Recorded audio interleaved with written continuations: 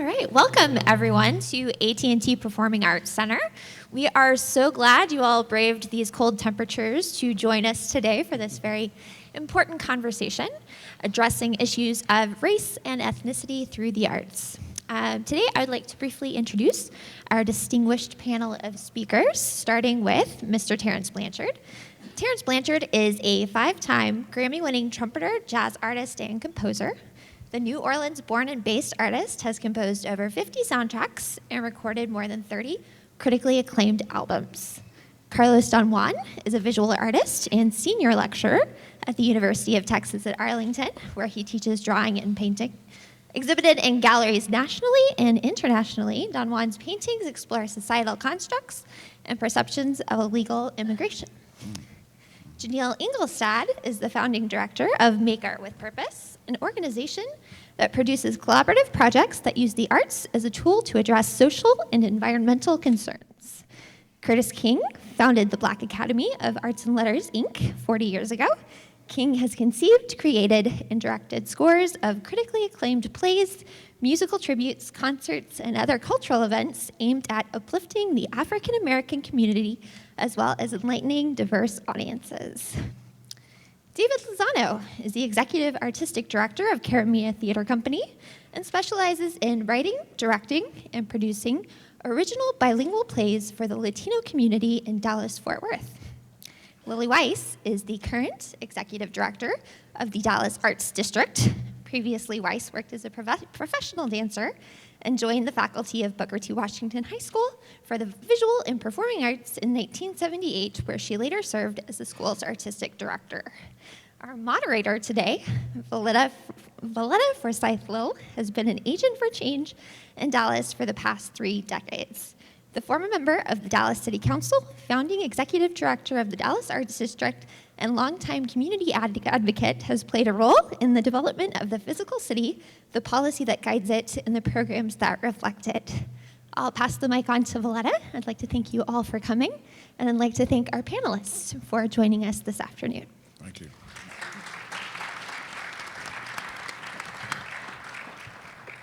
Thank you, Autumn. Can everybody hear us? Okay.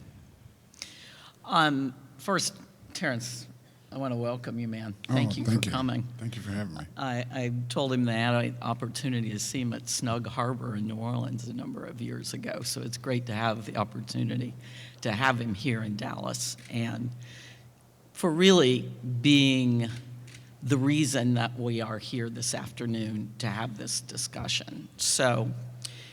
And thank you to all of our other panel members, many friends. I look forward to this dialogue.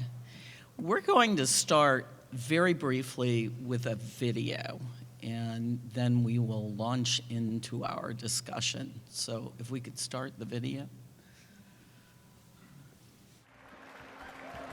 We are a city with clear skies. A city where people still say hi. A city where people look out for each other, where the haves give to the have-nots.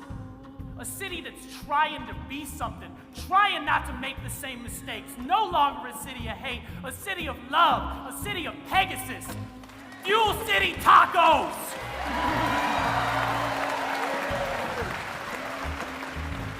We are Dallas, for good or bad, for bad or worse. We are Dallas. We are a city holding up a protest sign that says Black Lives Matter and setting it down to lift up our fallen officers because we are a city that can do both.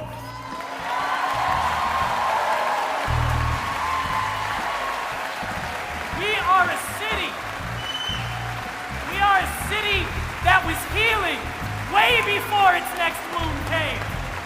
A city that is broken, a city that is mending, a city. We are Dallas. We are proud, we are strong, we are Dallas. And we've got work to do.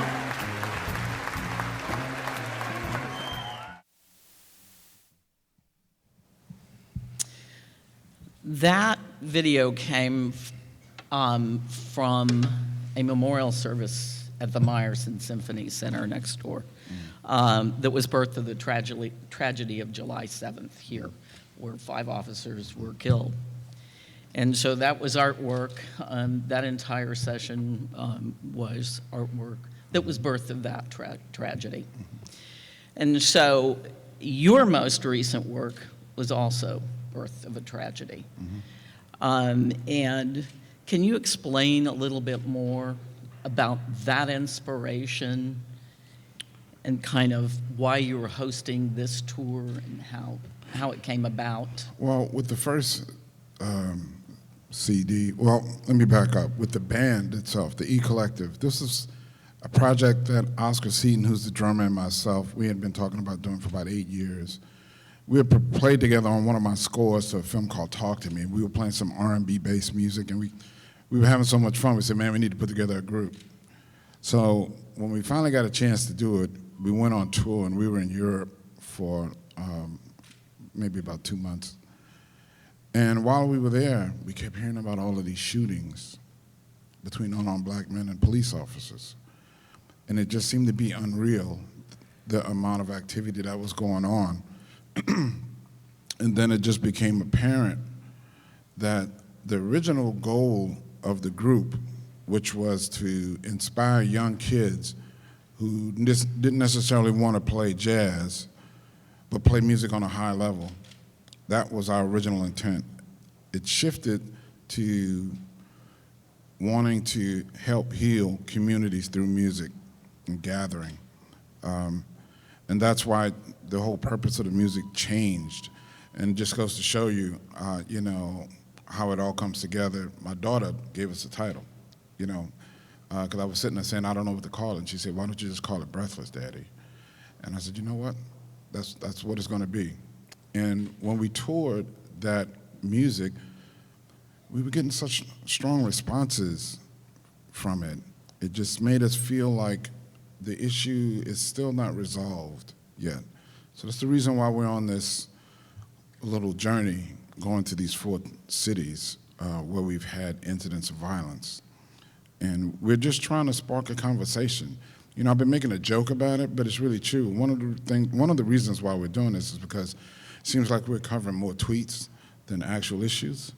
So I don't want people to lose sight of how important this is. You know, and if my little corner of the world of playing music can bring people together to have a discussion about it, to keep the momentum moving forward, then so be it. I mean, that's nothing to do on my part. You know, that's something very minor, because as I've been traveling, I've been meeting a lot of people who work in the communities who are doing like really great work. There's a guy in Minneapolis, man. He has a place called the Ujamaa Men, and they've been working with ex-cons and giving them clothing, fooding, educating them, taking them on job interviews, doing all kind of things for them. Their recidivism rate is less than 1%. So there are people out there that are doing great work. I think my big issue about doing this is we need to humanize each other. We've been talking at each other for a long time, too much. Sorry. But we need to humanize each other. We need to see who we are. You know, I have friends that are law enforcement. They're great people. You know, I went to church with a few of those guys. We all grew up in the church together. Part of my concern is for their safety as well. Because when you look at it, the violence on either side of it is when you don't see the other person as a person. So, you know, that's really the message that we're trying to convey by having these concerts and recording it live. The music is just a very minor part of it. Everybody here at this table is having an impact and working on social change. So I want to familiarize the audience with a little bit about the work that everybody is currently doing in our community relative to social change. So we'll start with you, Carl. Okay. Well, a lot of my personal work deals with the idea of the story of how I came to this country from Mexico when I was 3 years old. And part of the struggle of how it feels to not belong in a place, or when people make you feel like you don't belong. And so I felt like with the power that art has given me to tell a story and to spread it throughout the world, not only here in Texas or the US, but in Europe. It's been great that I can share my story through my work. Another way that I think I've been able to communicate with my ideas is through mural work. I've been doing mural work for many, many years. A lot of it started just funding my own murals with my group, which I have founded together called the Sour Grapes. It's a group that has done murals throughout the city of Dallas. And to me, that's a way to get the community more involved with the arts. I saw an issue growing up is that a lot of people in the communities don't feel welcome or don't feel like they can attend a gallery or attend a museum. So I thought to myself, how can I make that change? How can I make that impact? And my first step for me was to create murals to get the community involved and to let them know that, we can create art that can be a part of their lives as well, because they can see it every day on their drive to work or while they're walking to school. And so for me to become, that gateway for a lot of people in the community to experience the arts, I think that was one way for me to make a social impact with my work, is to get people involved in the arts and let them know that they're welcome. And I think for a lot of them, they just need someone that they can relate to kind of get into that transition of coming to the museum or going to a gallery. And so really that's how I made my impact with my work and through my community work in muralism. And I hope that, it's just the beginning. I see a lot of new people every time at my shows or at the museums. And, hopefully that just keeps growing for me. That's really been my biggest goal with my art and community at least. I'll talk briefly about two projects that my organization, MAP, is currently undertaking. One started here in Dallas in 2014. It's called Dialogues on Race. And in the initial project, artists from different race or ethnicities came together and had a dialogue over a summer around issues of race and ethnicity, all local artists. Out of those dialogues, they used the material from those dialogues to actually create billboards, and the billboards were put up throughout the city in the fall of 2014 to coincide with the Race Forward conference, which was here that year. The themes that were explored in those billboards included Islamophobia, police brutality, immigration. Those themes were then used as inspiration for community dialogues. One large one hosted by University of Texas, Dallas, Central Track, and then smaller ones in schools and other community centers. Based on the success of that project, we produced it in New York, and we just finished having a series of billboards up at Fisherman's Wharf. Sunday they came down. So in San Francisco, it was a youth mentoring program where young photographers worked with mentors and created billboards. So the dialogues happen on many levels. They start with this actual project, and then they go out into the community through murals and through billboards. But then we have these conversations with stakeholders and community members to further the conversation about the specific concerns in each of those specific billboards. And then we have another project we're just launching called New Geographies, where we're using virtual media or social media and the virtual world to actually bring people together who would not otherwise talk, and how to look at social media as an actual medium for creating something. And what that means, I don't exactly know yet because we're in process. But my idea is that with Twitter, with Facebook, with Instagram, with all these immediate reactions that we're producing, even at the very highest political level now, conversations or dialogue, how are those being used, and how can we use the arts as a tool to investigate that? So the first project is not going to kick off here. It's going to kick off in, we're bringing high school students together in Israel, the West Bank, and in Jordan to work on a joint project around the Dead Sea and climate change. And those are obviously three groups of people who could not meet because of political and social divisions. I'm going to start backwards and come forward. About 2 weeks ago, I was in Washington, D.C., and had the opportunity to visit the Smithsonian National Museum of African American History and Culture. And I was very honored to have been working with John Hope Franklin, who was a very well-known African-American historian. So he walked us through the museum, and we started on the lower level. And on the lower level, it had the contemplated gallery, I believe. And on the walls, you saw the water. And on the walls, you saw one of Martin Luther King quotes that said, "Let justice roll down like water and righteousness like a mighty stream." And then he said, "I'm going to take you through the other part." And the other part of the exhibit started with the 1400s, when African Americans were dealing with the whole thing of colonization, pre-colonization, and so forth. And then you got to the part of the museum in the 60s, the Harlem Renaissance, and you had a casket of Emmett Till. And there was a mother that was there with 4 kids, and the little young man looked at the mother and said, "Mama, did this actually happen to us?" And she looked at him with tears in her eyes. She said, "Yes, it did." And so from that piece, you go through all the other things in the museum, and at one moment you saw people literally weeping because of the images that they were seeing on the walls of the museum. Then you get on the lower level, and you get to the top, the main level, and you're like, wow. Coming from the deep south in Mississippi, you say, how could we have endured such atrocities? And then you go to another level, I think like the third or the fourth, and you go to the big area, and the sign said, "Way out of no way." And when you walk in that museum area, you saw all the music, the theater, the dance, the film, the television, everything that African Americans had made with the contributions.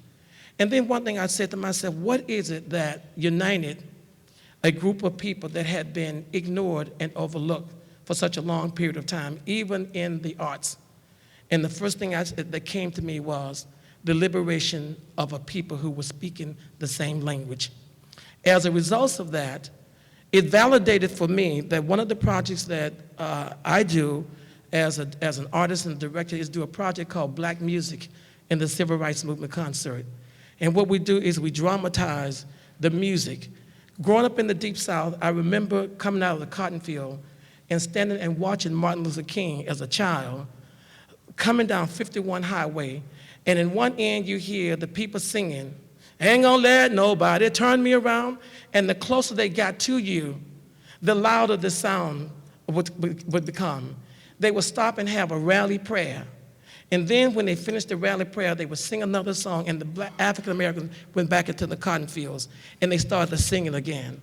And as a result of that, what I said is that what I would do as an artist is to create a kind of program called Black Music and the Civil Rights Movement that would dramatize exactly what that music meant.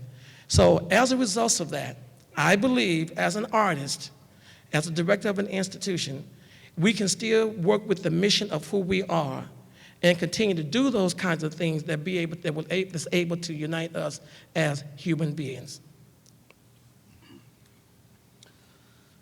My name is David Lozano. I'm the director of Caramia Theater Company. Caramia was founded in 1996 by Eliberto Gonzalez, who had no experience in theater, but he loved theater.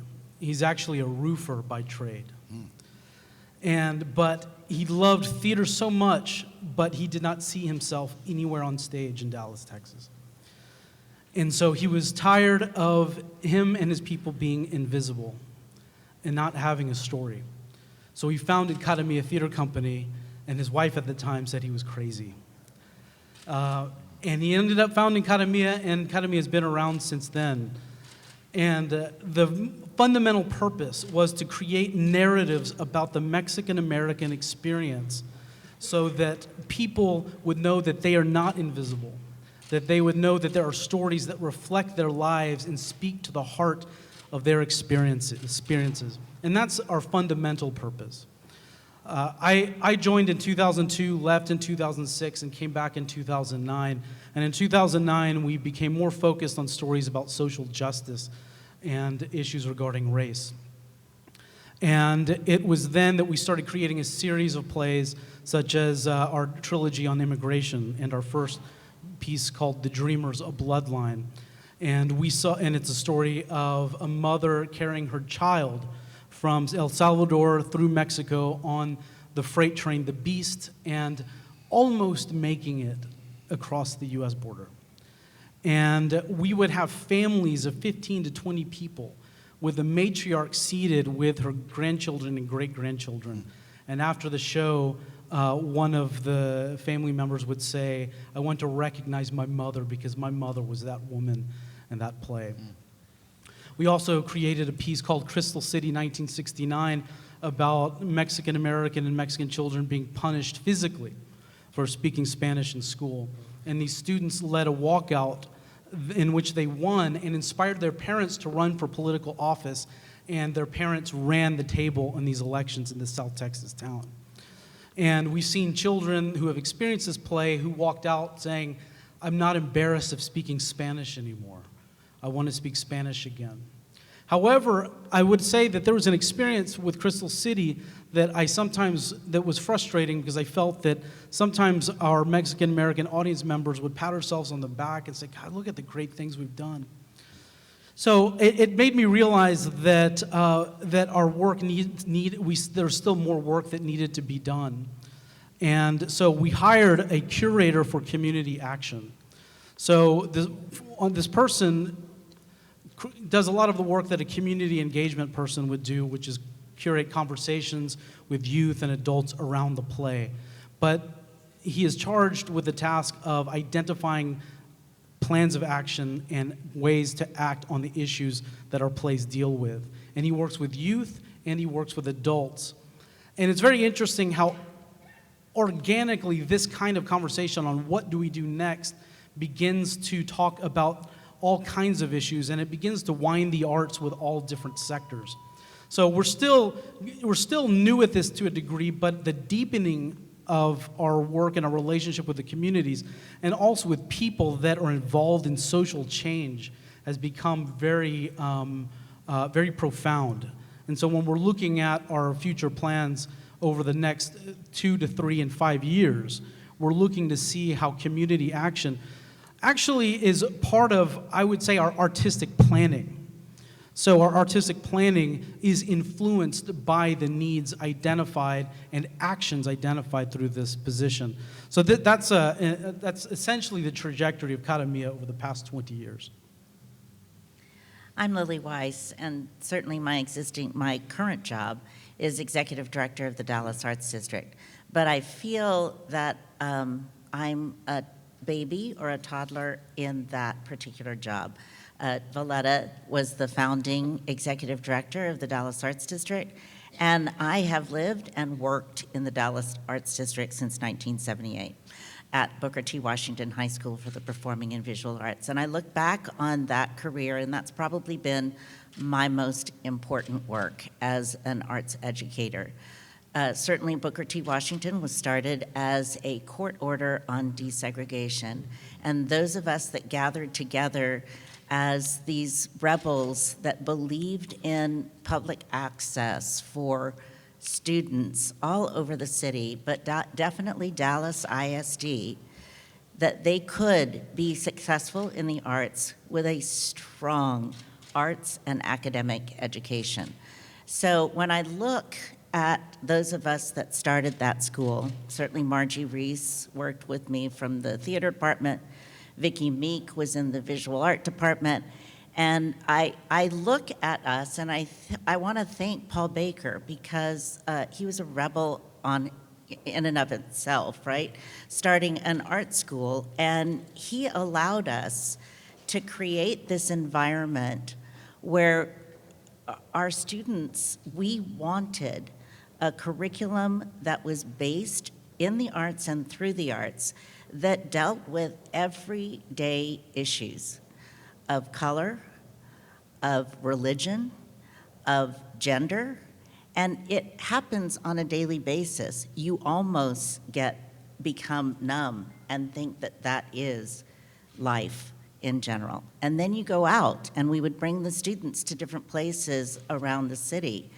And to be able to embrace a school that celebrates all socioeconomic, all races, all talents, levels of talent, and what each has to offer to a community it's often, I look at that and I think if everyone as adults could see how simple it is when we're raising students in a situation like that, we would be a better place. So I have to go back now because I spent 38 years at Booker T, and clearly I'm passionate about that school. They are now facing some really strong issues because when Dallas ISD gained unitary status, those of us that lived the court order on desegregation really feared that, and we feared it for a reason. Judge Barefoot Sanders and his team, they were such advocates for the arts and arts education in this city.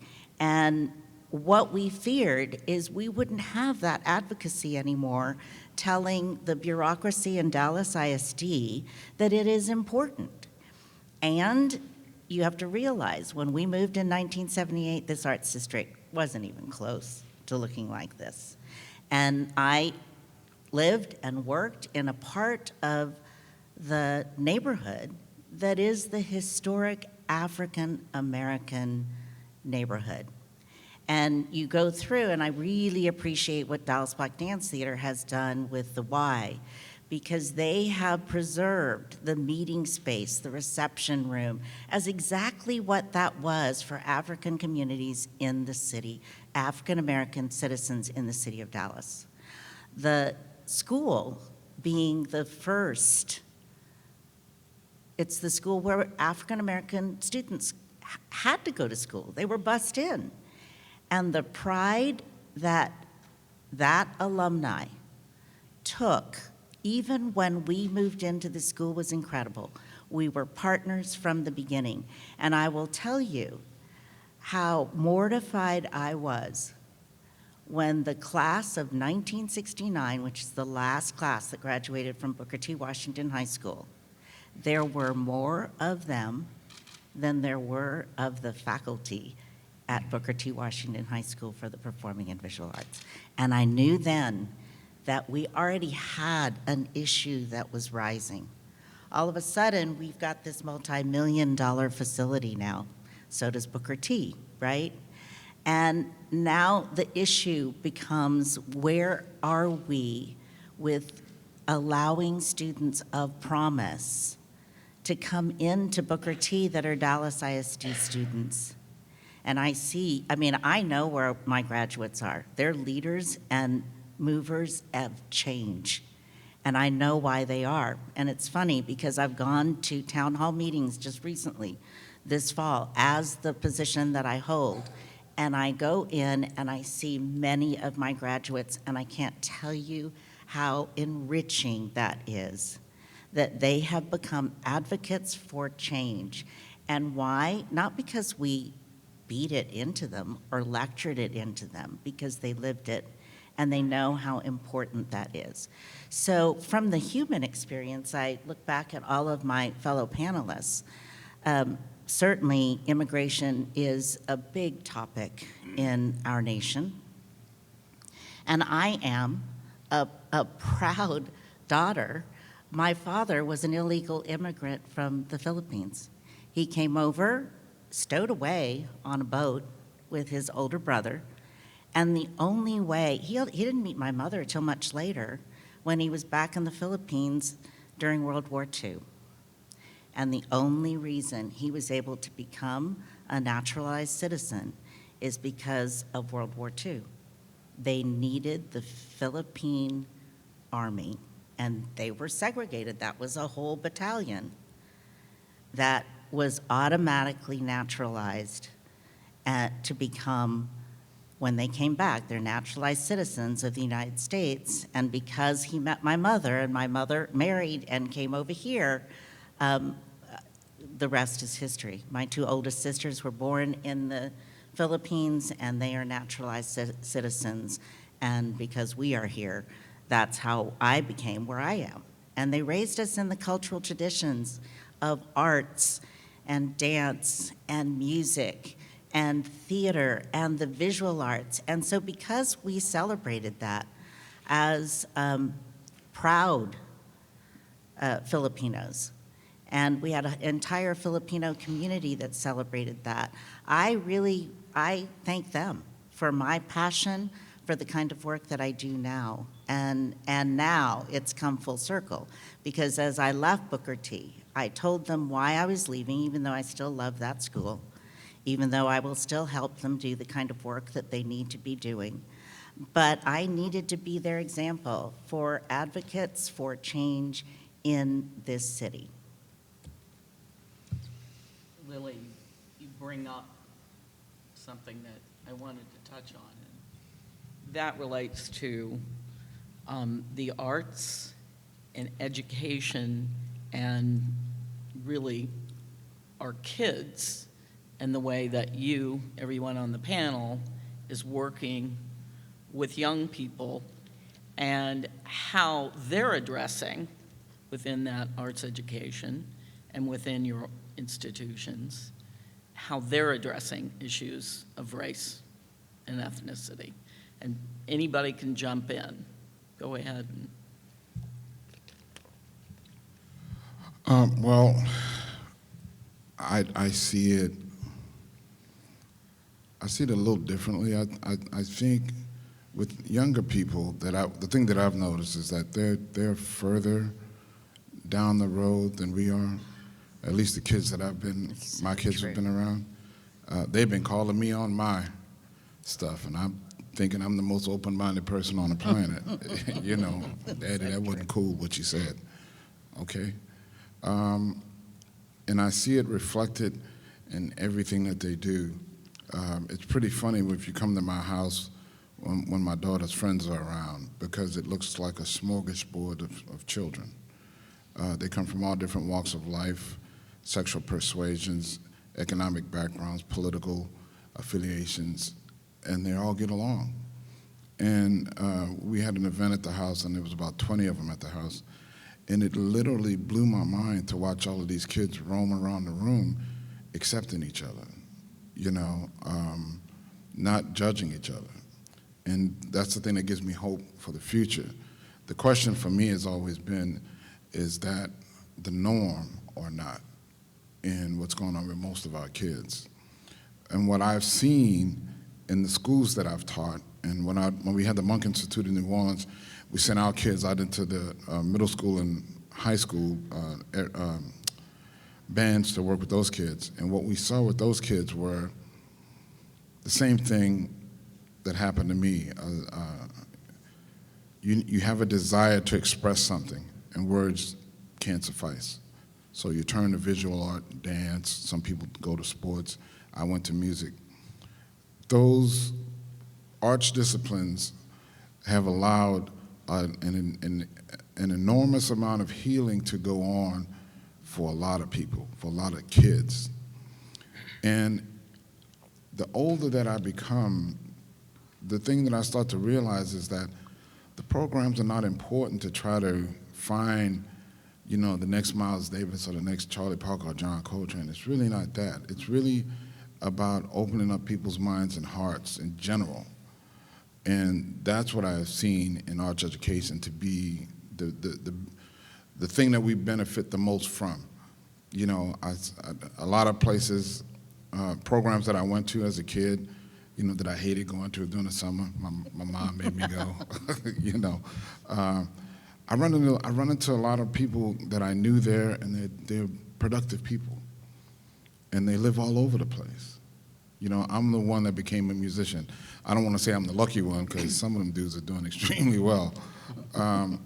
But the thing that I love about it is that you start to see how our time exploring art, saying what's on our mind through the art, helped us to understand, first of all, community and the collaborative effort, but also to see how some self-examination can really bear fruit. And then that's what you try to express through your art, you know.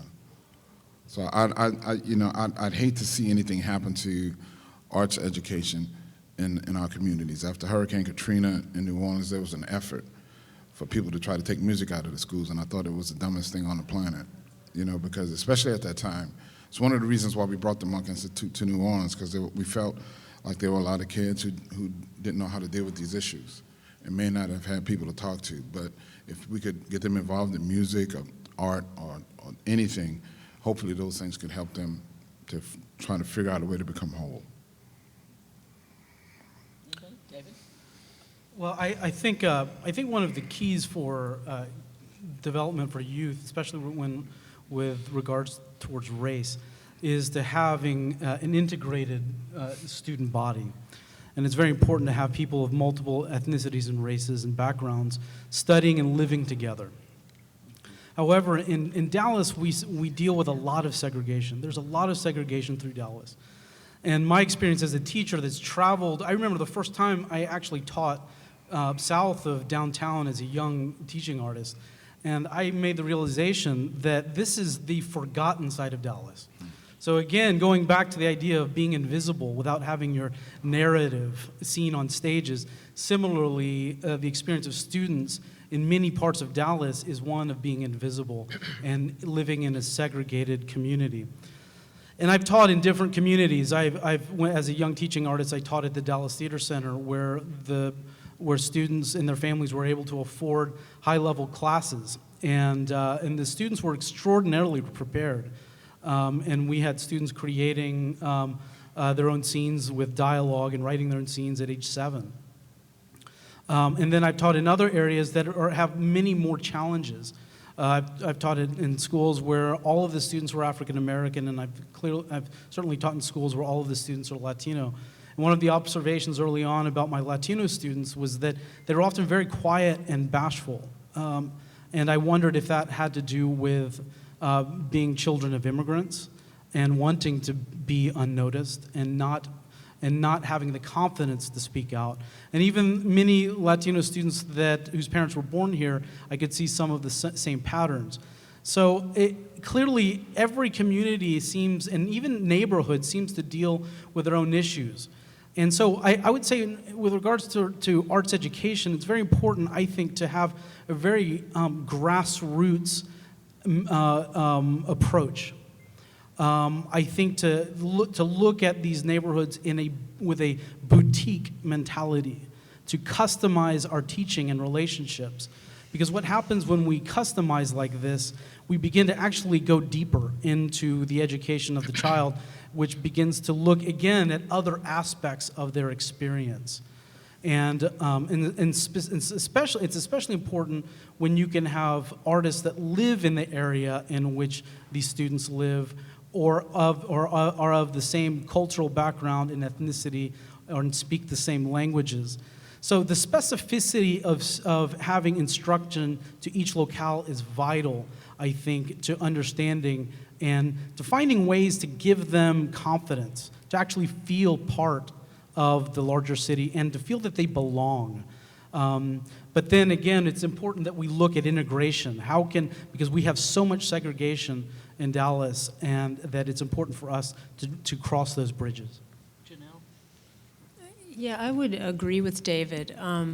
One of the components of the Dialogues on Race project was we did 2 murals. The first one was at Billy Earl Dade Middle School in South Dallas, which at the time was just finishing its first year of being open.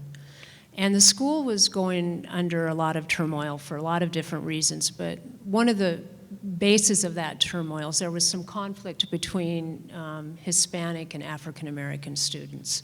So we were invited in to create a mural where those students came together and actually worked over a summer on a mural of their own design that celebrated their history, their civil rights history.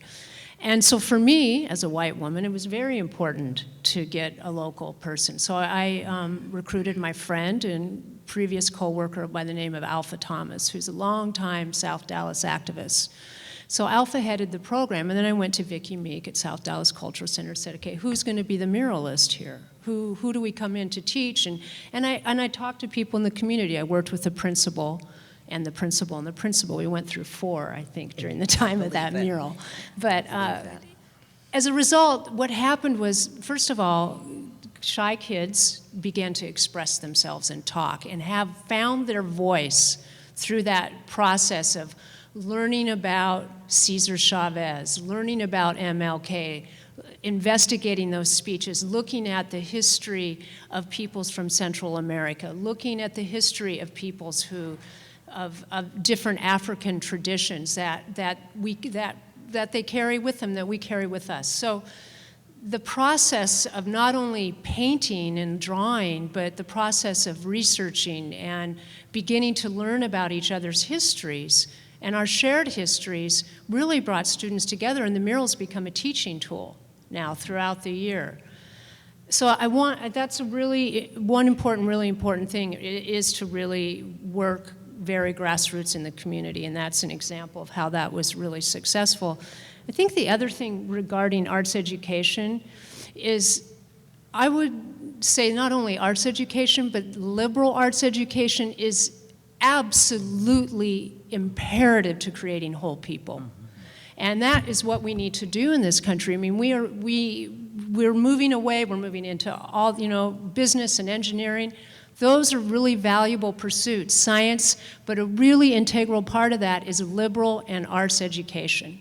It helps us communicate, it develops critical thinking skills. We tackle tough issues, immigration, race, poverty, whatever, through these mediums. So I can't advocate enough for that K through 16, that has got to be core curriculum. Yeah. Curtis?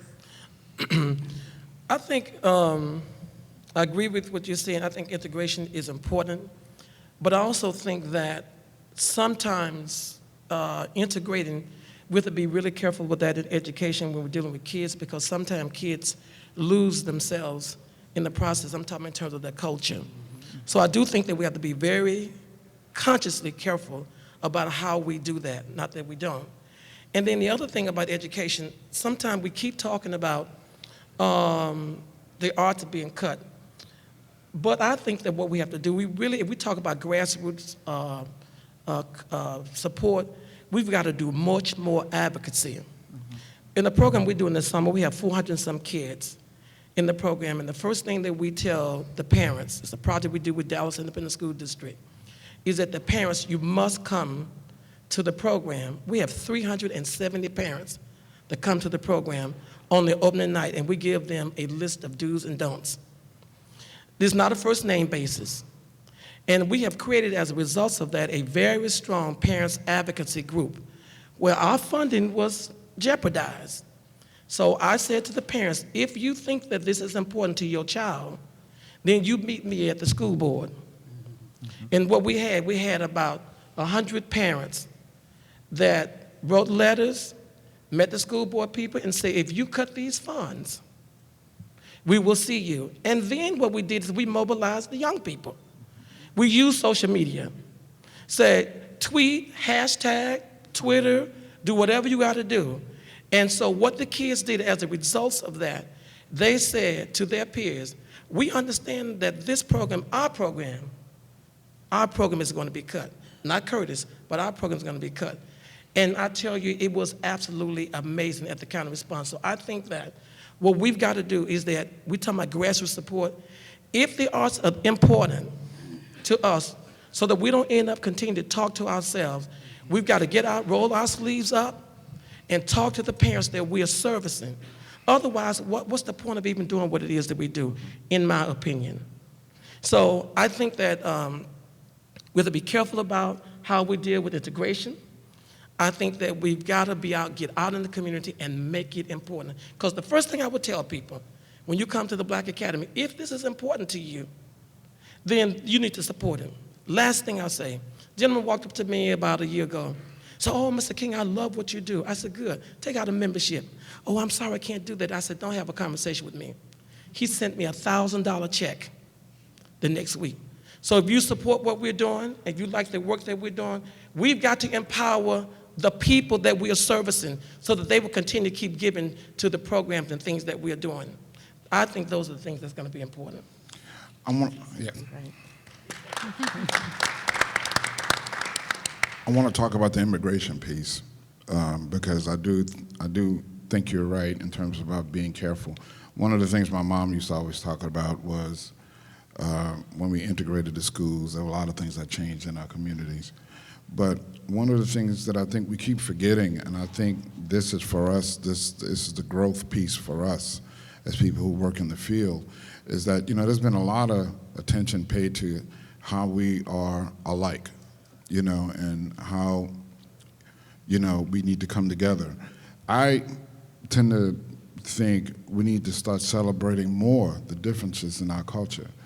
I see kids, like I've been watching my kids go through this in the arts school that they go to, and it's pretty fascinating because then it opens up the door for dialogue and learning about other people's cultures. And for me, it's one of the reasons why I love my band. We make a joke about my band all the time. We say if you saw us all separately, you would never put us on the same stage. Because we all look like we come from something different. But I use that as a means to be an example of how different things can come together to make something beautiful. Herbie told me that years ago. He made a record where he did this record with all these musicians that came from around the world, and that was the whole idea behind it. So I think when we start to learn how to celebrate our differences, it'll help us come together as a community, I think. I think another thing that we need to do as educators, I'm lucky because I get to teach at a university where most students there are there because they want to be there and they want to be part of the arts, and that's a really great thing and it's a really great achievement for them. But when I work with young people, I work with kids from elementary school grade to high school people or high school students, is that we need to teach them not only to be proud of who they are, but also teach them what it takes to compete. One of the reasons that I decided to get an education, got my degrees, is that growing up, I felt like if I wanted to be like a certain artist, I had to be at that level. So that encouraged me to go to school, and they said, well, you need a bachelor's degree to do this, and I got one. They said, you need a master's if you want to teach and be here, and I got one. Well, they said, well, you need to be published to do this and this. Well, I've been published. Well, you said you need to do this and this and travel and have shows in Europe. I've done that. So what we have to do is we got to teach ourselves the pride within ourselves and bring it back to the kids. And what I found is that when I come back and I work with these children, they relate to me, especially the Latino community, because, as recent as like 6 or 7 years ago, I was still working landscaping with my dad, and that's what he's done for a living. And my mom works, a very labor-intensive job as well. And, I have great pride in that where they've come from and what they've done for me. And so we got to teach our kids, our students, to be proud of where their parents come from and what they've sacrificed to get them to be to where they are now. And that's something that I've never forgotten. And I think that most of the success rate for me with working with kids is that how do I find a way to relate to them? And a lot of times it's just talking to them about how you grew up in similar ways, how you experience the same struggles. It's funny because, like today I'm here, tomorrow I'll get to teach a workshop for kids at the Modern Museum in Fort Worth. A few years ago I did a mural project where we painted murals for South Oak Cliff. We painted a mural for Adamson High School, Carter, Lincoln High School. And the experiences are different, and I make sure I explain those to my students, is that, if I'm painting, let's say recently in South Oak Cliff last year, we had people coming in, bringing us food and snacks and taking pictures in front of the murals. Then I painted murals in neighborhoods where they call the police on me because I look like I don't belong there. And so, you got to take that in, and you got to explain to these students, especially the minority students, that, just because you don't look a certain way doesn't mean you don't belong. Just because you look a certain way doesn't mean you can't do those things that it takes to be an artist, because I'm doing those things. And, I'm proud that my family has sacrificed so much so that I can be where I am now. And now I find it that it's my responsibility to continue to push students to do that. Because, I've been lucky that, through my education, through my experiences, You know, I've done a lot, what I think is a good thing for the city of Dallas, but I feel like I'm just getting started. And so I think that in education, we just got to teach children to be proud, teach them to not be embarrassed of the color of their skin, of their language that they speak, because that's where I think it all starts. And, you know, that was a struggle that I had for myself. You know, there was times when I was embarrassed to speak Spanish, you know. Growing up, you know, being 8 or 10 years old, you know, I didn't want to translate at the bank for my parents, you know.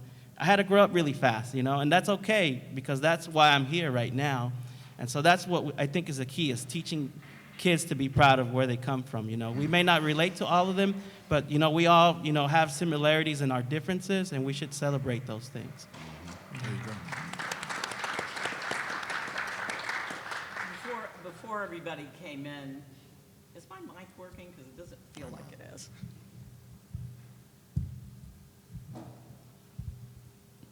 Can you hear me? Oh, yeah. Okay. Definitely. This is the voice of God. Before everybody came in, Terrence and I were talking about, we had both made trips to Cuba. Me in 2006, and Terrence more recently to the Havana Jazz Festival. And all of you have worked at some point in your careers in other countries, or you have gone to work with somebody in another country. And we're an increasingly global society, and we keep hearing that over and over. Can we talk a little bit about when you go and work globally, what you take as an artist to the table there, and what you have brought back from that experience? And you can pick just one country. Anybody? Well, when Caramia engaged in an international collaboration with a company called the Laboratorio de la Máscara, the Mask Laboratory, the director complained at one point. We were rehearsing.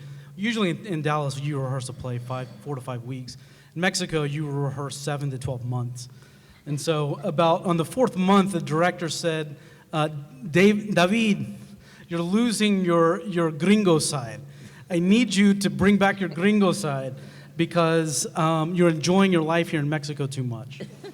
So one of the things about, what she was really referring to was that we are so efficient here in the United States that we can create fast and very sharply with a lot of focus.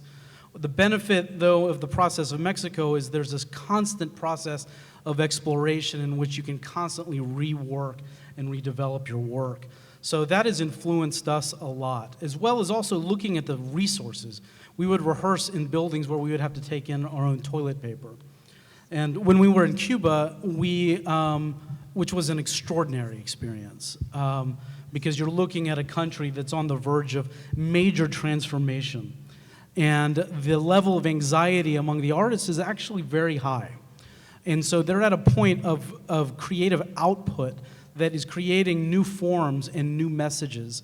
So being here in Dallas, where the arts funding is relatively stable, going to Cuba and realizing that they don't know if the artists are going to be out of work in a few years, if there will no longer be government subsidies that will allow them to create the work they will, if there will be a new class system defined by this capitalist society. And it was really inspiring to me in the sense that it is so important for us to take risks here.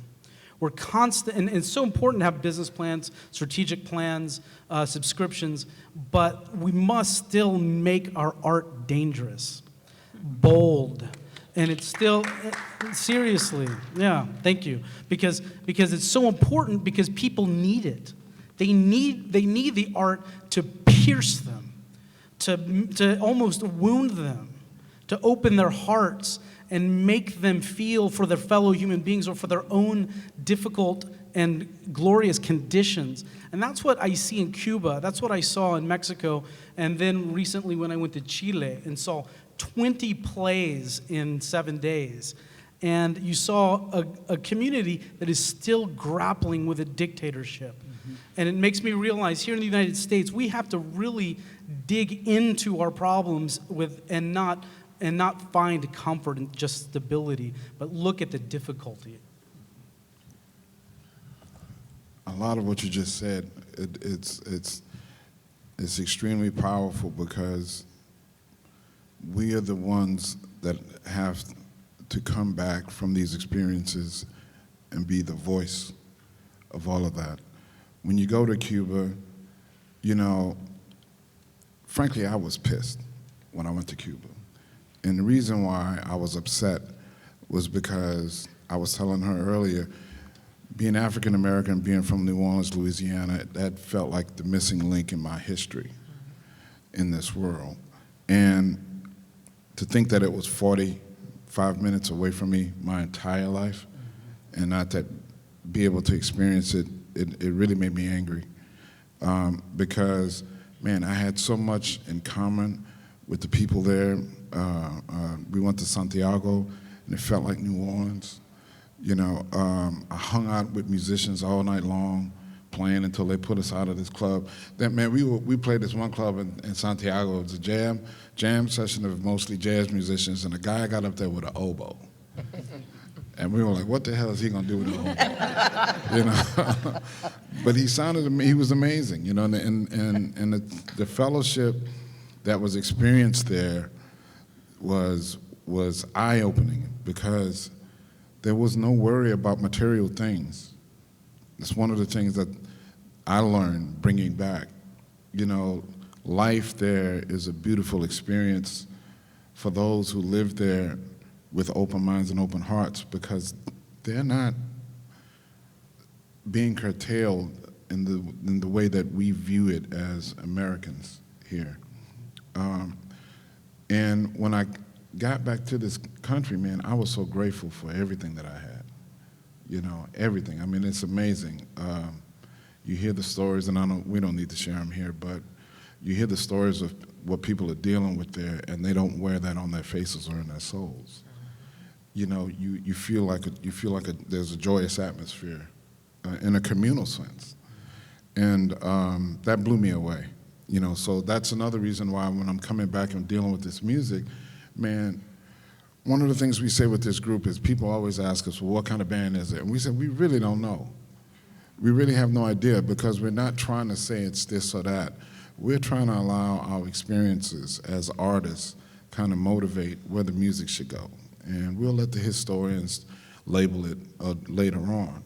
You know, but for us, right now, the music that we're playing for this next project, we played in Minneapolis, and this guy came to the show, and after the show, we had a conversation, and he didn't realize he was validating every reason why I wanted to do this project.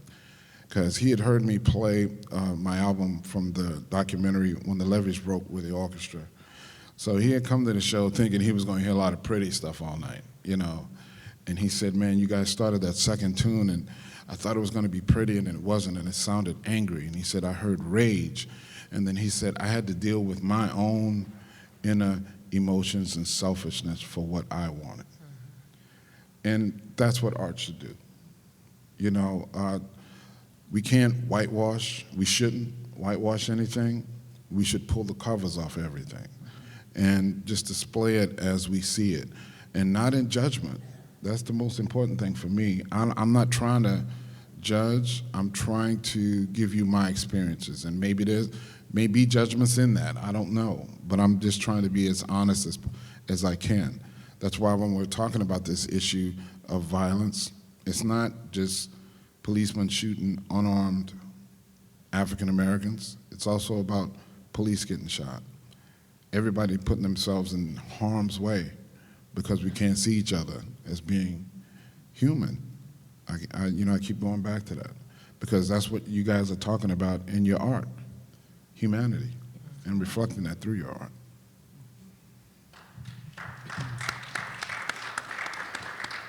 Well, I went to Ethiopia with the State Department years ago. It was my first time, and people kept telling me, "Oh, you're not going to understand the language," and all that. I was literally terrified.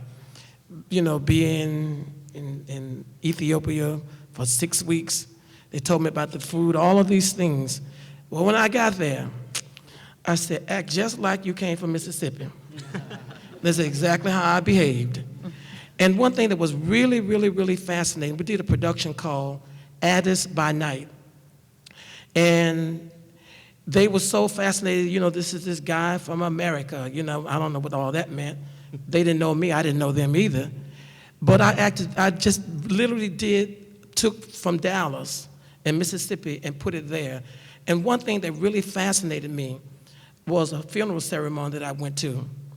And I don't know, in Mississippi, when they have this thing called the homecoming, and black people would make all the flowers. My grandmother would make the flowers, and they'd get crepe paper, and they would have all these designs.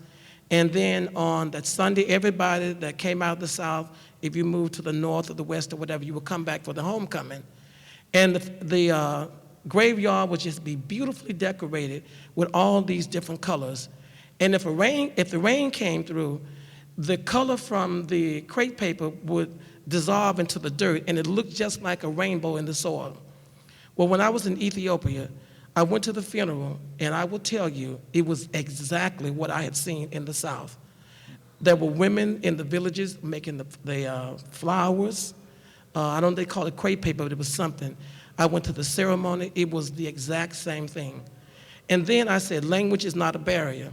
So when I allowed my sensibilities to be open to embrace that, I realized that there was nothing that was different. The only thing that was different was the actors, they were coming to the performances, and I realized that they all were hired by the federal government and got a paycheck and got benefits. And I said, now I'm taking this back to the United States. So we can go and politic the city of Dallas when Councilwoman Villetta Lear was on the council, so we can get us a damn paycheck with some benefits paid for by the municipal government. That's what I brought back. It hasn't happened, though. Janelle? I think the number one thing I take with me is my ears. And I find that deep listening is really valuable when I work abroad.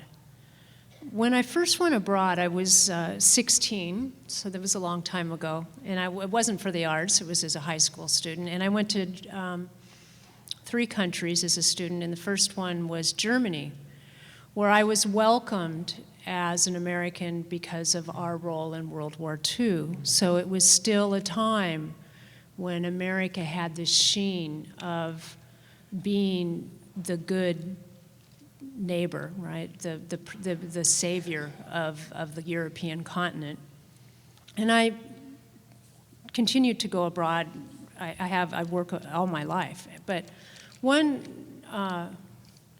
thing that I brought back is it's really shaped me who I am, these travels. It's shaped my work, and I have worked really hard to bring artists from other countries to the United States, including Dallas. I've brought artists from Africa and Europe here, and we'll be bringing some from Asia. And that to me is, that kind of exchange is where we can really learn from each other and begin to, we're such a richer culture and society when we we see these other experiences and express other histories and experiences, and really the differences that Terrence alluded to, celebrated through arts and culture. It opens our world and our minds and our hearts, and that's the other thing that's really key, is to not only practice deep listening, but to have an open heart with each other and with all these different cultures and ways of being in the world. Go ahead. Okay. I think that one of the greatest things I've learned about working abroad is how much I love being from Dallas. The weird thing is that, when a few years ago when I finished grad school and I moved back to Dallas, I'll tell you a really quick story. My wife and I were living in this really, really tiny apartment, and I was working on this large painting that I could barely fit in my kitchen. My stove was my table for my paints. It was a tiny, tiny kitchen. Soon, a year or two later, the image somehow got to Cheech Marin from Cheech and Chong, if you're familiar with Cheech Marin. Cheech Marin called me and said, "I love your painting. I want to buy that painting." And he bought that painting, and we've become really good friends. He's my biggest collector. He owns the largest private Chicano art collection in the world. And what was funny is that he took that large painting to Bordeaux, and my painting was in the signage throughout the entire city, which was really crazy to me. And so I remember telling my wife, like, "You remember when I made that? We barely had any money. We barely, were making it. But, I couldn't let go of that passion of making art." And so what it taught me was that, for a long time, I always thought that you had to be in this really special place to make something beautiful like art or music. What does it take to make those things? Why are these artists so successful? Now I find out that, it's really more about, passion and self-awareness of your work. You can make anything beautiful from, a small kitchen to your garage, and so that kind of really taught me that I didn't really have to leave the city of Dallas to be, an international artist or to be a successful West Coast artist. I could do those things and still live in the city which I truly love. And so working abroad, I think, really just grew my passion for this city, and that's probably why I haven't left, even though I've been tempted many times, but I don't think it's going to happen anytime soon. So that's really what I learned from working abroad. So I think as a dancer, I have it a little bit easier than everyone else. And I didn't really realize that, because language is always the barrier when you travel to a country that doesn't speak English, right? And so in Japan, the fear of not being able to speak the language is always there when you're traveling there. But dance is a common language. So as soon as I got in the studio, even in rehearsal, with dancers that I was making work on, and then I was also doing a performance, and I also taught, I always had a translator, but I would just start with moving. And that, to me, was our common language. And what I have found is that in and through the arts, that is all of our common languages. And I don't know what our worlds would be like in a world void of the arts. I just don't know what that would look like. We're going to turn to the audience in a moment, so be thinking of your questions, and they're going to have microphones. I just want to go down the row. Name an artist that has influenced your work. Who is someone that truly... Oh, it's easy. Miles Davis is easy for me. Yeah. For me, it would have to be a group of artists, actually. It's the famous Mexican muralist artists, Orozco, Tamayo, and Rivera. I think those were the main ones that I learned at an early age, and of course, Frida Kahlo. But it's the group has gotten a little bit more diverse than that, but those were my really early introduction into art and into Mexican art as well. My mentor was the visual artist Felix Gonzalez Torres when I was in New York going to grad school. Margaret Walker and Bea Richards. I would say the artist that has influenced me the most in the past 7 or 8 years is the Cuban singer Silvio Rodriguez, whose lyrics are so complex and beautiful, and just the sound of his voice and his music is moving, but his words are fiercely loyal to the people that work the earth, the working class of Cuba and the world in Latin America. And so he's very anti-imperialist and really inspires me in terms of form and content. Mine would be Bill T. Jones, and Bill T. just is genius in his work as an artist, without even trying, a political activist, one that crosses all stereotypes and is he has acceptance and tolerance of everyone and shares that genius with everyone.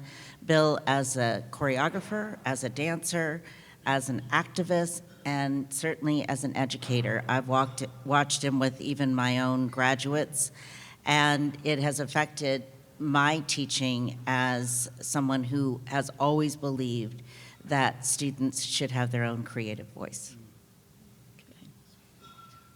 Autumn, are we going to pass around the...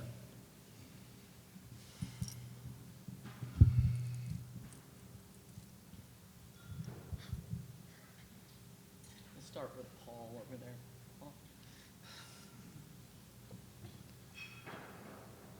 Paul? Thank you very much. It's on. It's on. Thank you very much for everything that each of you have done and what we can expect from each of you and your organizations in the future. Concern I've got here today that I unfortunately haven't heard anything in response is that one of the sad things about this campaign season that we just finished heightens the issues. And the reason why it heightens the issues is that this campaign, unfortunately, has told many people, including a lot of young kids, locally, nationally, and internationally, that it's okay to disrespect someone because of their color, their language, their lifestyle, the way they live their life, who they love. And we all recognize that the arts really is a method of teaching. Terrence, what you said about your kids, I see it in my family also. Non-judgmental. A panoply of people and backgrounds and languages and lifestyles. So what thoughts do you have as leaders within the arts world of how we can use the arts, be it in programming, which is sorely needed? We lack that. We don't see it much at our symphony. We don't see it much in our opera. Candidly, we don't see it much in our dance. What can we do to teach not only the young for the next generation, but for those of us that are my age or younger, but who now believe that it's okay to use language and actions that minimize and set us back at least 30 years? Thank you. I want to thank you for the question because it brings to mind a simple truth, that one of the reasons why I deal with truth is because I became a musician. And in my art, you can't lie to yourself. You know, I'm a firm advocate for kids being involved in anything that can extend their experience. The arts, I think, really are a great tool because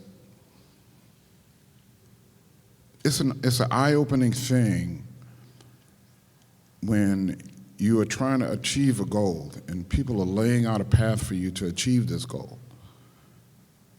When you don't achieve the goal, the only person you have to blame is yourself.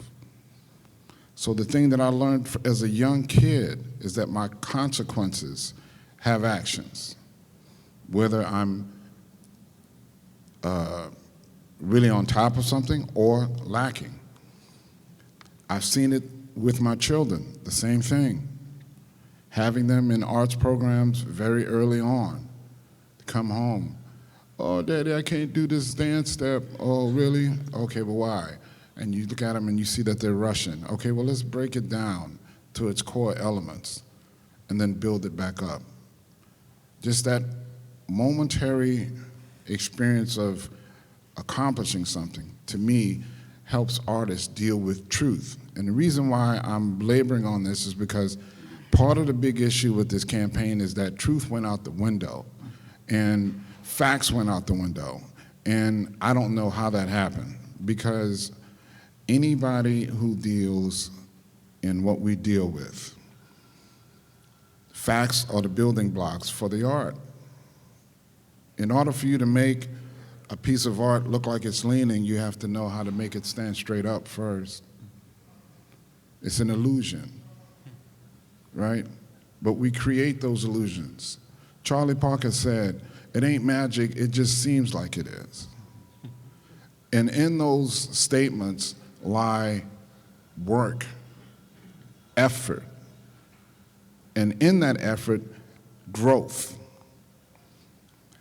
I see it all too often with the students. I've been teaching in colleges, man, for over 10 years. And the kids that really succeed are the ones that don't lie. I find that to just be just that simple. And when you have that experience on some level, it makes you see the world differently. It's why we go to these places and have these experiences that are well beyond ourselves. Because the art makes us confront truth from the very first moment you enter into it. Even if you're making clay pots, you know, if the thing doesn't stand up, something went wrong. And you have to figure it out. You know, truth has to enter back into the equation some kind of way, you know, and that's the reason why we're doing this, because I'm so sick of trying to deal with issues that are not issues. Like I'm telling you, the tweeting thing is driving me up the wall. Yeah. You know, and it's not because of who's tweeting, it's because of who's reporting it. We know how silly it is, and we're spending more time with this. Whereas our kids need to go to Cuba to have that experience, to understand that culture that's right across the water. You know, it's like we've turned into a country where it's one big reality show, and it has to stop. And I think that's what I'm finding out, you know, with where I'm going, where I'm traveling. You know, this woman said something to me in Minneapolis, man. It stopped me in my tracks. She said, "We live the answers we seek." That's for sure. And I'm like, you know what? It's true, but we're not calling people on it. We keep thinking it's an external thing, and it all starts with us. It all starts with us. Like one of the things I appreciate about my kids, when they call me on my crap, listen. I'm not gonna sit there and tell them, you know, get away from me, you know? I mean, okay, maybe once. Caught me off guard. But I really appreciate the fact that they felt comfortable enough to come and tell me that. It's awkward, of course, but that's why it's called growing pains. You know, I think, you know, when listening to all of these guys talk, one of the things that encourages me is that you know that their art is affecting people. I already know that, right? We have to be vigilant. And I've never said that as an artist, because I'm an artist, dude. I want to like live a life of just chilling, playing music. But we have to be vigilant in speaking truth to power. It's really important now, you know. I don't know, that's all I have to say. You know, as artists, and we talk a lot about community, and even in political circles, education, and certainly part of the campaign was this division of communities. And if we look at the root of community, the Latin root, it's actually, the literal translation means together under obligation. And I think that really speaks, Terrence, to what you're saying. Because it's a mutual obligation. And this is what, Paul, this is what I'm getting at. I mean, we're all obligated, we're all responsible to keeping for this political climate, for this atmosphere we're in, whatever it is. We're responsible. And I would say our children aren't the future, our children are now. They're now. And they're wise, and we all know that famous saying, out of the mouth of babes. But let's really get real with the children are now. That's another thing. And finally, this sense of responsibility, this mutual obligation, which I work very hard to practice every day, not only in my art, but in my neighborhoods and in the grocery store and within my own body. So that, to me, is where this begins, this seeking truth, our own truth, and seeking communion, beginning with your own neighborhood. That's, you know, this is what we can do. We have to get up and the next day and take a step and move forward with whatever whatever side you're on. of this political spectrum. And we have a history. I personally think our democracy can survive this, and we have a history that we have great people to look to, and we have a history of, I want to be careful here. Don't be, no. No, but I do. I want to choose my words carefully because there's people's shoulders that we stand on. That's the history, and that's the responsibility. We can't let the work of those who came before us be drowned out by a tweet. Right? The gentleman in the white glasses. I'm sorry. Well, thanks very much. Terrence, I would like you to talk a little bit about how your interest in social justice informs your current work and the idea of continuous improvisation. I can see a link, which I may be imagining. I'd like to hear you talk about it. Well, it's first of all, it all starts as a reaction to this, to the madness, you know. And it started with me with Hurricane Katrina.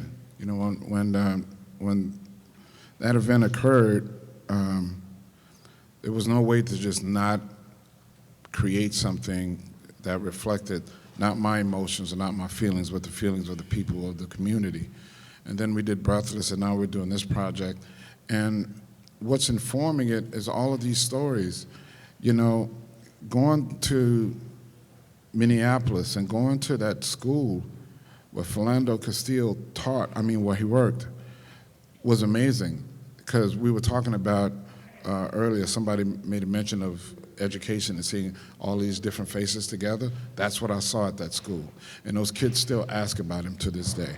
And then you sit there and you talk to another young guy, and my road manager, Tandre, he was talking about Philando, and the guy goes, oh yeah, Phil.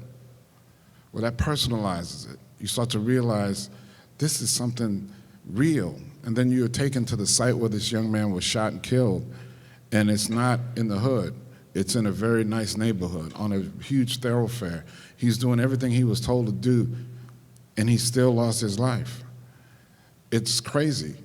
That rage and that emotion build up in you, and it comes out in the way that it's supposed to. I don't even try to guide it. It's not my responsibility, you know? And then you go from that to go to the organization I was telling you about, through the German and all of the great work that they're doing that nobody talks about. Nobody talks about. So the rage comes from me because, you know, I've been not a political junkie, but I've been a news junkie, right? I got the patch on right now because I'm so sick of it, because it's not about trying to get to any truth. You know, I've worked with some of the guys that have been on CNN, and they've even told me, listen, man, it's ratings. Then nobody's trying. You never see anybody come up and agree on anything. So that's informing this, is that we have to get back to being a community where we know what the truth is and we admit it. When we allow this to happen this way by our selection of choosing a channel, it sends the wrong message, right? So that's also informing this. Let's get back to just trying to, Dr. Cornel West always says, you know, you always try to find your little truth and your big truth. And little truth is the things you deal with every day. The big truth is like, who are we? Why are we here? And all of those questions, you know? And I get really frustrated when I go to a school like that and I have these little kids jumping up and down, and I'm showing them how to count the blues, and they're having a lot of fun, and they're all getting along, and they're asking great questions. And then you step outside and you turn on the news and you hear the ignorance of grown-ups who are making judgments about people based on skin color, sexual orientation, or whatever. And it's ridiculous, because part of the problem with this campaign, going back to that, is that we've been selling ourselves a false bill of goods for decades. This hasn't just started. Donald Trump is just he's a reaction to all of this stuff. And plus, we've been building him up for decades as being this billionaire playboy. So it's partly our fault as a community, not holding people's feet to the fire. You know, we have to make those decisions. You know, we have to make those statements by the decisions we make. What are we watching? What are we purchasing? You know, what are we doing? All of those things have an effect, because we can sit up here all we want and talk about this, and we know what's right and wrong. But if nobody's making any other decisions out there in terms of commerce, unfortunately, it's not going to change. So that's why that's what's fueling me, you know, is to speak about those particular things, you know. And the cool thing about it is that, man, I have a band of musicians who are extremely creative, you know, and these guys get it. You know, they ask me about, okay, well, what is it that you're trying to say? I'm saying, well, this song should have this type of elemental sound element, and it should like evolve, and it should become more intense. Got it. I don't even know what they're going to do, and it changes every night. But that's why we're combining the thing of purpose with the tradition of being a jazz artist and improvisation. You know, the young man who designed the cover, he's sitting right here. This is a guy that I grew up with in Brooklyn, right? And he started sculpting and painting when we were in our early 20s in Brooklyn, and he's been working hard. And as an artist, we've been like best friends all these years. And now we get a chance to come together and work together. And the reason why I'm saying it, that's what's fueling it, because he's gone through the same thing. We used to have these issues. It's what bonded us when we first met as men on a basketball court playing in Brooklyn, right? So it's that common thing. But my thing with the art now, I don't want to talk no more. I really don't. I'm tired of talking. It's really about action. And one of the things that I think we have to really start focusing on is the importance of being active and getting out there and making decisions that make statements.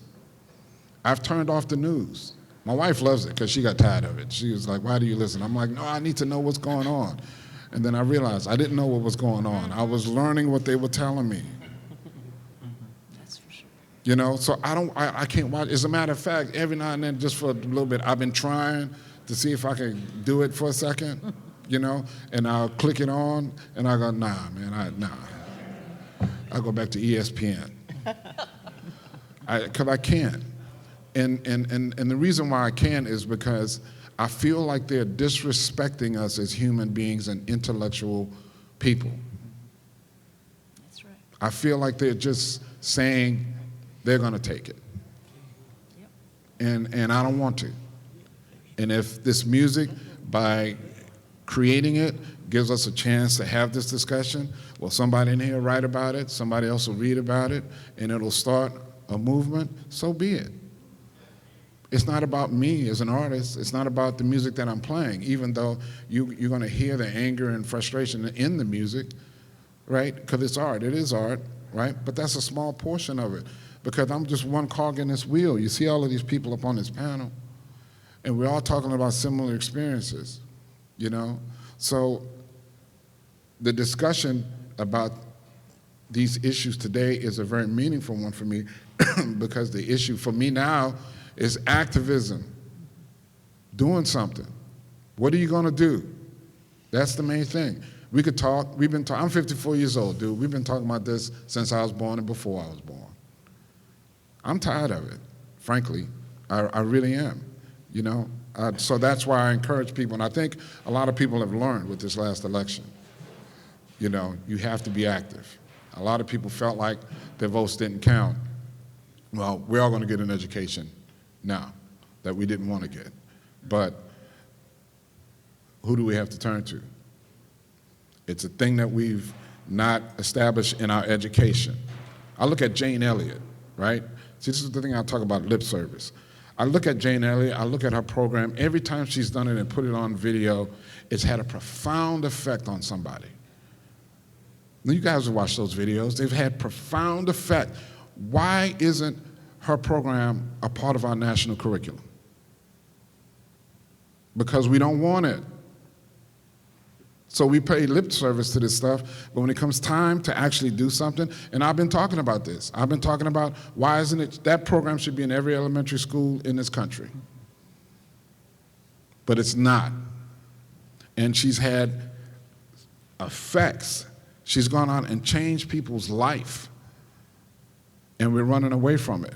So that lets me know, you know, what George Carlin used to joke about years ago. It's a big club and you ain't in it. You know? But the thing they're not realizing is that we have a club. And we're the ones that are not realizing it the most. You know? I mean, you hate to think of it in terms of commerce, but that's what fuels this engine. And when we start to break that down, I think we could be really effective. One more.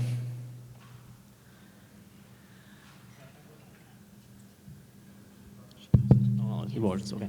I would like to go back to the issue that actually you just touched a little bit, that is going back to the education. And all of you, in a way or another, and many of us in this group, in the audience, do educate, and in our small world, we try to make a difference. But for the very few that we educate, there are very many that are not educated in the same way, even this integration problem.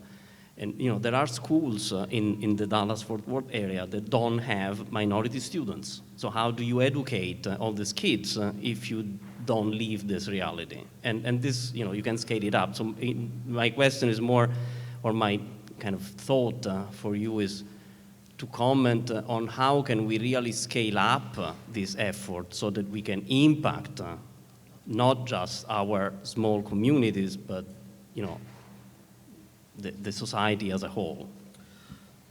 I actually think that I think Dallas has a tendency to think of large institutions being able to cover the most ground.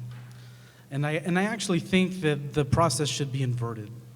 I think that we should think about localizing these efforts and looking at small grassroots organizations and partnering with institutions, because large institutions have very specific strengths. But I think that what we need to do is empower our local neighborhoods, discover the assets and the ways that these neighborhoods can support it's challenging, but otherwise we're constantly going to be looking at mass scale that is over bureaucratized and does not actually achieve the deep results. We need policy change, but I think policy that supports these grassroots efforts, and it's got to be intensive.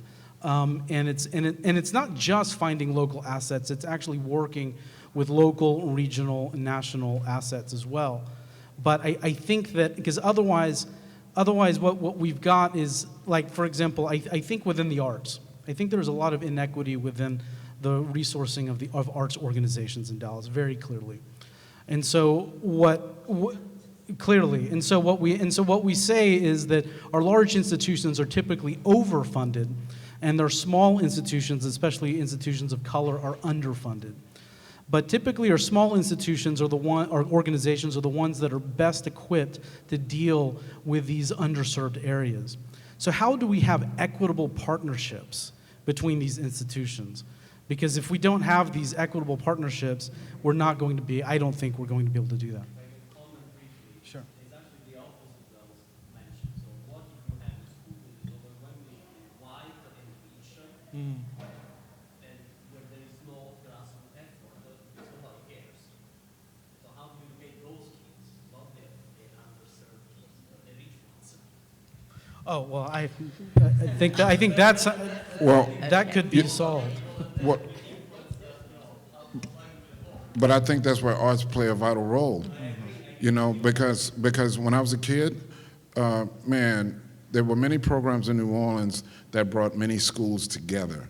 So I remember going to hear the symphony play, right? And that was a communal effort. There were a bunch of kids, we were all there. So you're walking around and you're seeing these other kids, you get a chance to speak to other people. Now granted, that's one day, but then there were other programs that I was involved in where you had all of these different kids from different parts of the city coming together. The mayor that we have now, man, right when he was first elected, he had a great idea, but of course, like with anything, they don't have any money.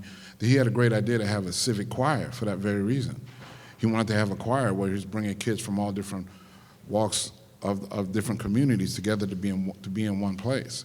So that's why I think the arts can play a huge role in doing that, because when you start to see these other kids from these other cultures, I'll give you an example. I have the flip side of it in my life. I worked on this documentary called The American Dream, right?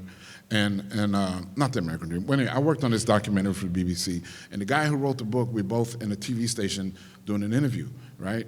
And I'm listening to him before, I do my interview, and he started talking about how he grew up in New Orleans. But he grew up uptown, white neighborhood. So they asked him, how did he know about soul music? He said, just from the radio.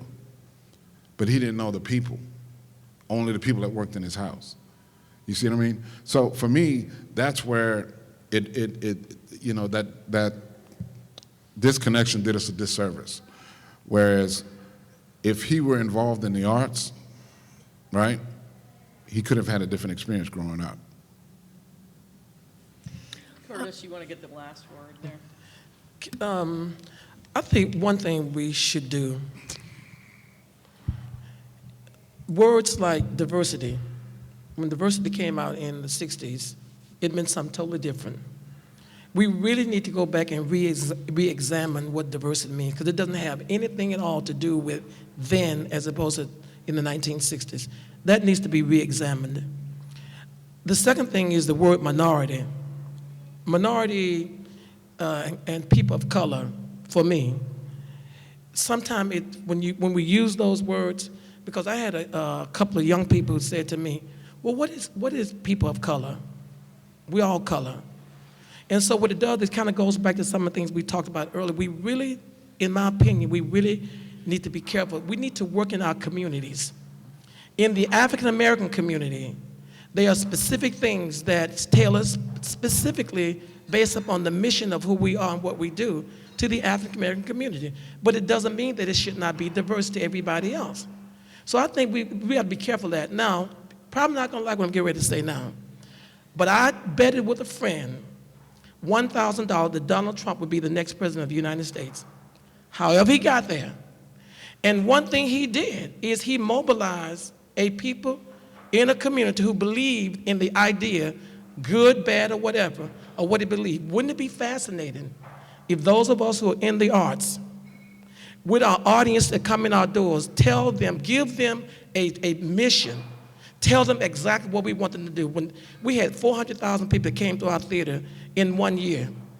Why? Because we told them at the end of every program, this is what we need you to do. That goes back to the question of what you're asking. So what did the media do? You say, oh, he's not going to win. He's not going to win. Well, you look at the Republican Party, that what it says, 17 people were there, from 17 down to Donald Trump. So the thing is that it would be fascinating. I'm using his concepts of idea as a model of how we can go into our community to mobilize our community specifically for the arts. We have bond issues coming up. I don't see it as big. I hear what you're saying. I don't see it as big, small. I see it as all. Because when we do it like that, in my opinion, you look at superiority and you look at inferiority. I'm not inferior to anyone, nor am I superior to anybody. I'm equal to everybody. That's how I see. That's what we teach our kids. So to answer the question, what we have got to do, we've got to do more advocacy work for the people that are out there to come into our institution and give them a specific roadmap. One last example. Everybody said, Curtis King, why are you all doing the Tyler Perry stuff? In my community, the people like the Tyler Perry stuff. We took that Tyler Perry's work, got the audience in, and then introduced them to Fences. And as a result of that, what is Tyler Perry doing now? He's hiring a lot of African Americans and women in Hollywood doing a lot of stuff, whether we like his work or whether we don't like his work. I took it as an opportunity to be able to mobilize a people. So in all of our institutions, in my opinion, I think that what we have to do, we have to give them the roadmap and the mission. It's not a we, it's not a you or they, it's a we for me.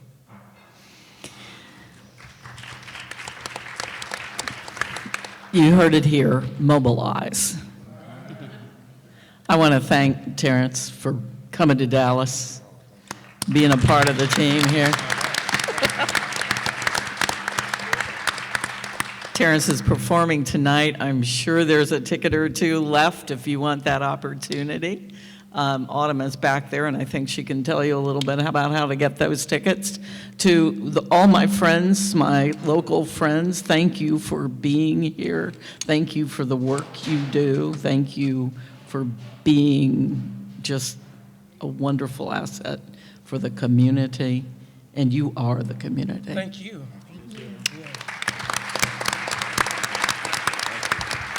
Appreciate it.